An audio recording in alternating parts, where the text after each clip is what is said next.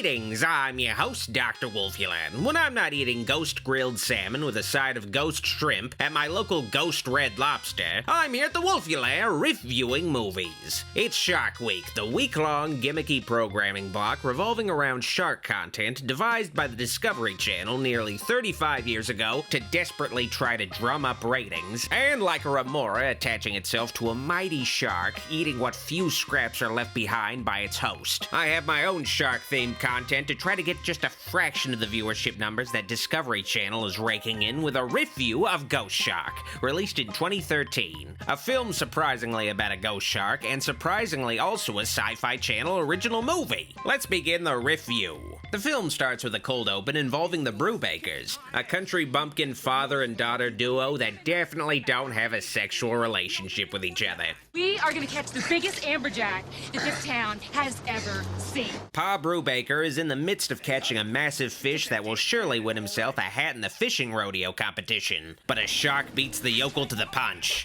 Whoa! A fish! Oh! That fish ate my fish! What a waste. If only sharks could wear hats. Guess you have to wait till next year to win one of these.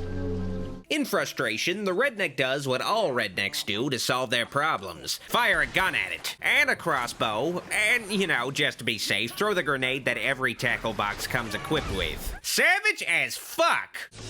Have you lost your damn mind? This ain't fishing, it's barbaric, it's criminal! Why'd you let those two crazed crackheads on your boat to begin with, dude? Despite its head being fucking blown up, the injured shark flees to a nearby cave containing magic runes that turns the dying shark into, I think you can guess, a ghost shark. I'm glad the film put in the time and effort to explain how a ghost shark is made. I would have been confused otherwise because we all know that sharks automatically go to heaven, so a ghost shark would have been impossible had it not been for this magic cave. Whipped his ass! Rednecks, though, automatically go to hell.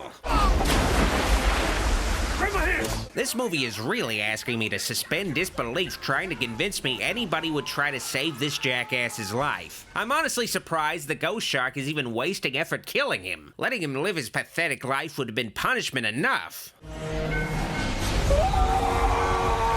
It really sounds like the ghost shark is giving the guy who wasn't involved in its murder the most painful, brutal death out of the three. But nobody said ghost sharks were smart or understood how revenge works. After the mesmerizing intro composed of time-lapse stock footage, it's the next day, and we're greeted by the sight of a DVD collector YouTuber who's just happy to be in one of the bad shark movies you'd find padding out one of his DVD haul videos. Would you look at that water? The eclectic group of young people arriving at the admittedly very dumpy-looking beach is made up of Ava, the obvious survivor girl, Taylor, the hot chick who totally won't die first, Blaze, the guy who's just in this movie to simp, Cameron, cool black guy and son of the mayor, Mick, who promised to make a Blu-ray unboxing video of this movie if they let him be in it. Hey dude, you gonna let me bust the cherry on your jet ski? Hell no. And Cicely, Ava's sister who the movie goes out of its way to point out is underage and isn't even old enough to get a driver's license, but the film still tries to sexualize her anyway because we live in a hell world. What about mine? Maxim material? Maximum jailbait. Elsewhere at the nearby lighthouse, a creepy weirdo with a pair of binoculars stares at the young bodies bathing below him, and luckily both of his hands are visible. This creep is named Finch, and he's played by Richard Mall, the closest thing to a star in this movie, and when the star of your movie's claim to fame is playing the bailiff on Night Court and voicing Two-Face on Batman the Animated Series, your movie's in serious trouble. Robert Shaw, this guy ain't. Well, he was also the ghost in Scary Movie 2. That was a pretty big deal. Do you feel like you punk? Shoot me, motherfucker. Anyway, Ava and Cicely spot their dad's boat drifting off at sea, and the Hardy girls swim to his aid, only to discover an uninhabited ship containing a camcorder and their father's prized hat covered in bean juice. Human bean juice! Hat belonged to their father, blood too. He's dead. Who cares, though? Check out Taylor sunbathing. Yeah, not a bad sight, huh? Pretty good. All right, now let's see the flip side. Oh no! It's the ghost shark I already forgot was in this movie. Why is Taylor freaking out? I'll rescue him. Not cool, man. Not cool. Mick's got a nice pair of titties himself. I'm sure someone will rescue him. Get us out of here! Well, what are you gonna get me? Hand jobs will come later, Cameron. It's survival of the fittest now. Yeah, swim towards the ghost shark. Great idea, man. The ghost shark takes just a nibble of Taylor, but don't worry, the lower half is still good. As Taylor's parents arrive, Ava blithely tells them that their daughter was just killed. Something got her in the water. No, we don't know that. Yeah, they really know how to comfort people in moments of grief. I can believe your friend may have been eaten by a shark. It's the description of that shark that I am having a hard time with. Why is Mick wearing that visor backwards and upside down? I've never seen somebody wear a visor like that before. It was like something I've never seen before. Anyway, the police are as helpful as always in a shark movie. Amberjack Rodeo was last night. Maybe reeled in a big one. But Finch arrives to offer his own take on the situation. You think ghosts are logical, Sheriff? Well, that's one way to introduce yourself to a group of strangers. Ghosts are real. As real as the lies this town was built on. Well, maybe if you dried out occasionally, your words might actually mean something. Hey, I think his open flask at 10 a.m. offers him a lot of credibility. I don't know, Ava. Look, I'm putting a missing persons report out on your friend, and I guess he's gonna put out a missing persons report for the upper half of this bitch's body. Put a $1,000 bounty on all sharks in the bay. I'll find the ghost shark for 1,000, but I'll catch him and double kill him for 10. $10,000 for me by myself. For that you get the ghost head, the ghost tail, the whole damn ghost thing. Let me bring you home. No, Please. really, it's okay. Anywho, instead of accepting a ride from this loser and risk him knowing their address, the sisters instead decide to walk home 20 miles in the rain. The next day at the police station, the group of teens, one of whom is balding, reviews footage of Ava's and Cicely's father's brutal murder at the hands of a ghost shark. I'm sorry. That's definitely the shark I saw. One eye and a hole in its fin. These ghost shark deaths were poorly timed because Cameron planned a huge pool party and everyone's invited, including this guy for some reason. Ellie bomb! At his party, Cameron regales stories of his supposed heroism fighting off the ghost sharks. What did you do? Well, I had my diving knife, and I started stabbing that thing. Gas, with all Michael Myers on that bitch. Alright, please don't remind me I could be watching a Halloween movie instead of this. I'm already hurting enough. As the festivities continue, a tattooed rogue throws a fellow partygoer through the breakaway part of this movie set's cheaply made fence, and to further show his dominance, the douche does a cannonball directly into a ghost shark's mouth, and his decapitated head sticks the landing. Savage as fuck! Cameron attempts to rescue Mick from the ghost shark-infested waters, but for some reason, Mick is unable to be lifted out of the pool. Oh no! The next day, the cops clean up the pool. How come they'll only clean up a pool if it contains decapitated heads? It really unfairly favors pool owners like me. It was the shark, Dad. That one from Stop saying it was the shark. Cameron's implication in this bloodbath is a concern for his daddy, the mayor, so the father opts to escort his son discreetly into police custody. Bring Cameron down, put him in an isolated cell. But first, the mayor's gotta check out this sick footage of a guy getting his ass eaten by a ghost shark. Hell yeah! While the authorities are distracted by the sick-ass footage, Cameron's friends help a murder suspect flee the scene of the crime. I'm a bitch like you stole something. His dad is gonna beat him like he stole something? What does that mean? Elsewhere, we're treated to a montage of ghost shark attacks to pad out this already thin plot. An 11-year-old boy dumps feces onto the cherry Mustang he's allowed to drive for some reason, taking his whip to a nearby sorority's car wash in order to awkwardly enjoy the show. Did that woman just call this middle school kid sexy? I hope a ghost shark eats these gross bitches. Oh, hell yeah!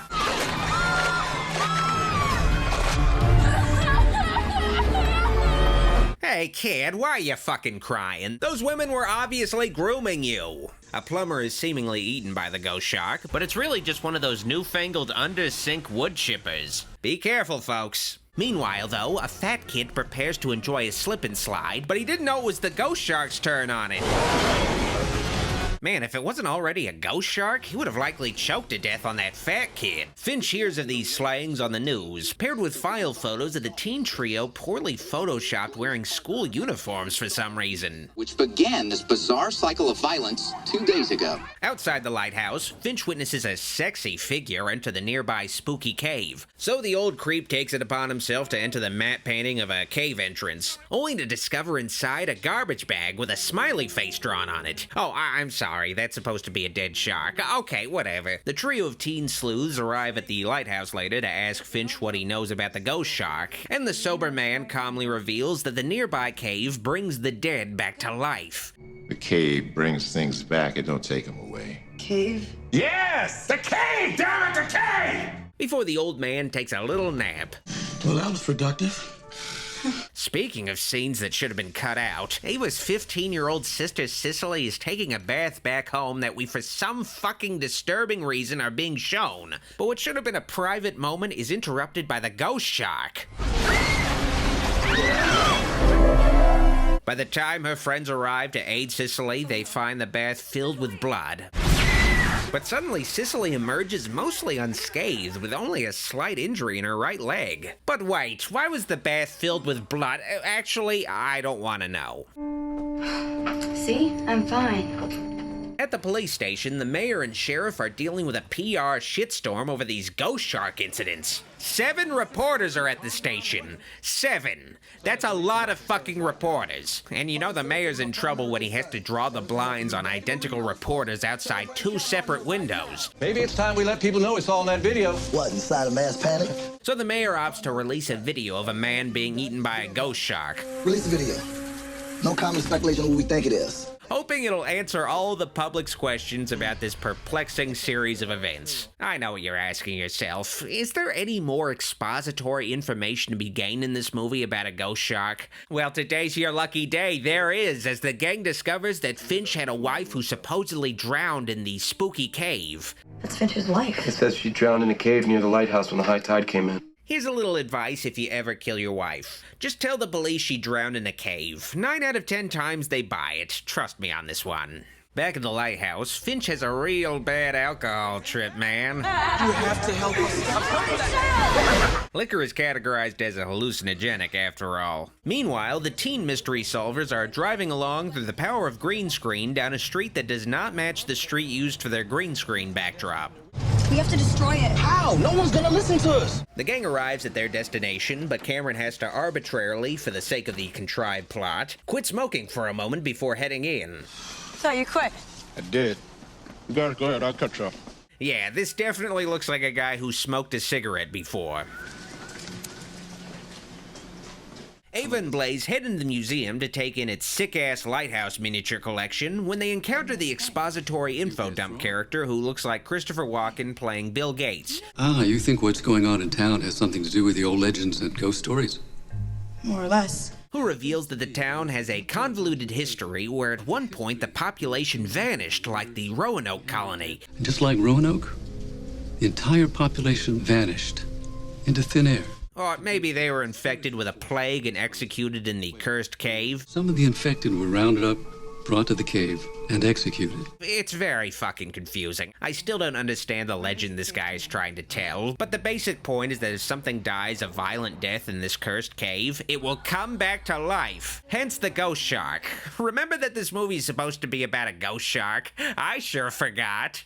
Anyone who dies in the cave violently will rise again. Because this guy's got nothing better to do, he also decides to show the teens a book of spells related to the cursed cave, but it was stolen by Finch. I never thought he would do something like this. Who was it? The lighthouse keeper, Darnell Finch. Wait, Finch is named Darnell? I didn't know he was black. Anyway, Cameron throws away the cigarette he spent 5 minutes barely smoking, and surprisingly, it causes a fire, resulting in the sprinklers going off throughout the museum.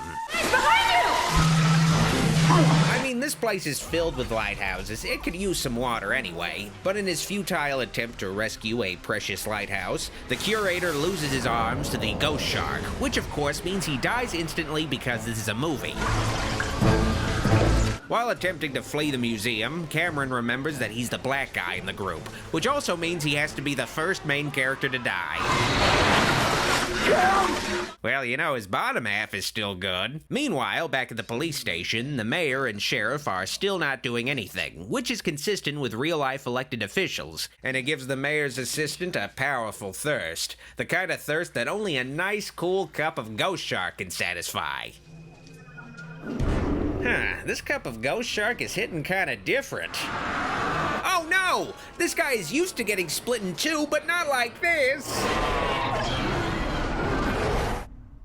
So, that happened. Wait, if the ghost shark can travel through water inside the human body, why can't it just kill everyone in town instantaneously? The human body is 60% water. This movie's starting to lose me. Whatever, after that guy's corpse is casually wheeled out of the sheriff's office, the mayor gets word that his son is dead. We've got 2 people dead at the Maritime Museum.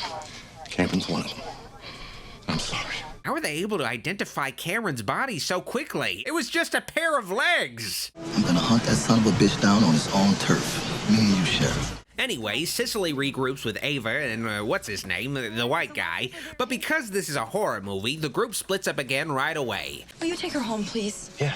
After all, there's strength in divided numbers. Cicely's driven home by Blaze, where she can take another nice warm bath, but for whatever reason, some kids in this seaside town are playing with a busted fire hydrant. Why? The beach is literally down the street. All right, you gotta get out of the water now. What's your problem, Combs? Man, this kid is scarier than the ghost shark. You gotta get your friends and you gotta leave now. Y'all need to leave. Holy shit, these are some cool kids. Blaze does what any guy in a truck does when he sees a protest, and proceeds to drive into the crowd. But the ghost shark stops this reckless display of driving, putting the duo in the path of these young ruffians. Holy shit, that one's got a pipe wrench! Oh god, they were so young. Their upper bodies had so much to live for. Oh, fate is a cruel mistress. Anyway, let's get the fuck out of here.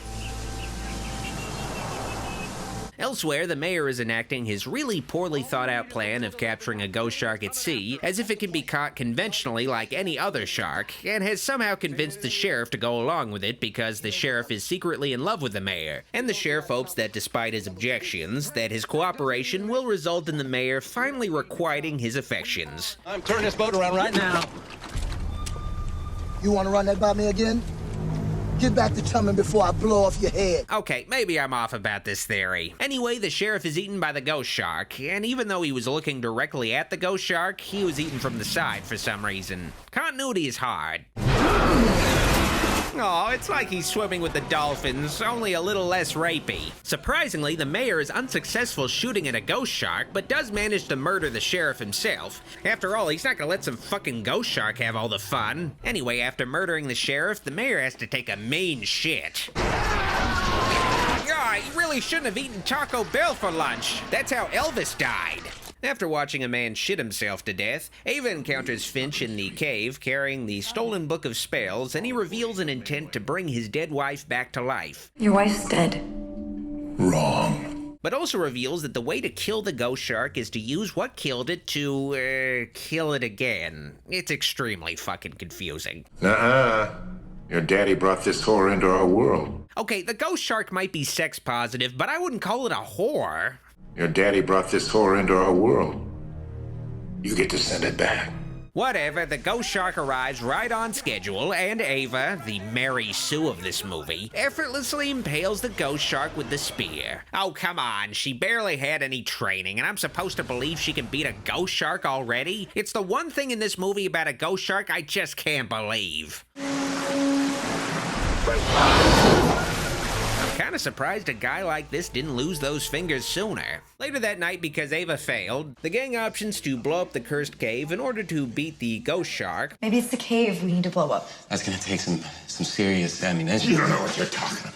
But Finch isn't having any of this, and not just because he's a mean drunk, but because the cave is his only chance of bringing back his dead wife. I'm really sorry about your wife, but she's been dead for a long time. He's still alive, damn it! In this world!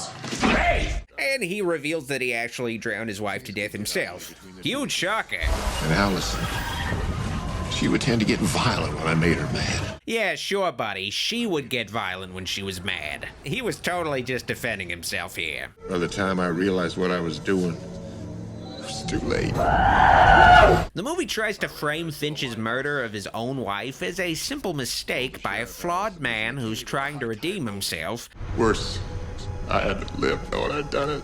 That he suffered more living with the regret of killing his wife than she endured being killed by him. But no, Finch is a terrible person, an abusive, drunken, psychopathic criminal. But the other characters aren't shocked or disgusted by Finch's revelation as a murderer at all. Only solace I've had is knowing she must have forgiven.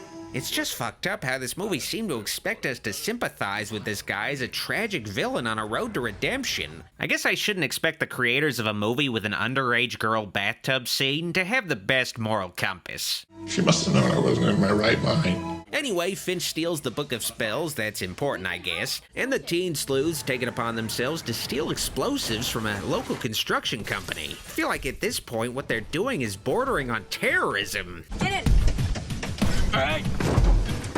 After Finch gets some closure from his ghost wife, who forgives him for some reason, he cooperates with the teens to blow up the cave, but right as the fuse is lit, it begins to rain.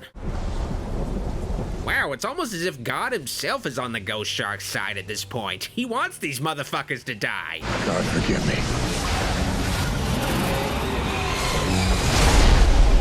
I don't blame God for wanting this ghost shark to win. It looks cool as hell. But Ava finally finishes things and blows up the cursed cave. Fight me, you bitch. Which looks about as good as you'd expect it to look on a $200 budget. Well, hopefully before the cave collapses, the ghost shark will at least be able to kill Ava.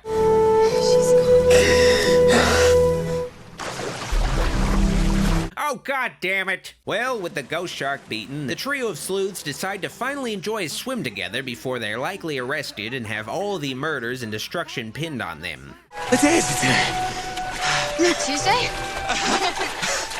Really? The last line of dialogue is the character asking the date? Dear God. Executive producer Jeffrey Epstein? Oh, okay. Well, that explains the underage bath scene. Okay, now it all makes sense. Ghost Shark isn't the worst shark movie ever made. It's not even one of the worst shark movies, it's safe to say. But still, given the wacky premise, it plays itself pretty straight considering, and it makes for a surprisingly dull watch. Sure, there's some stupid-looking effects and crazy kills here and there, but it's not enough to make the whole movie as fun as it could have been, and making it a Scooby-Doo mystery with a group of teen heroes is a bit questionable for a shark movie. The film also just has a lot of other questionable choices bringing it down. I give Ghost Shark a Richard Mullen Ghost Shark out of Richard Mullen Scary Movie 2. I hope all of you folks at home who celebrated have a happy and safe Shark Week.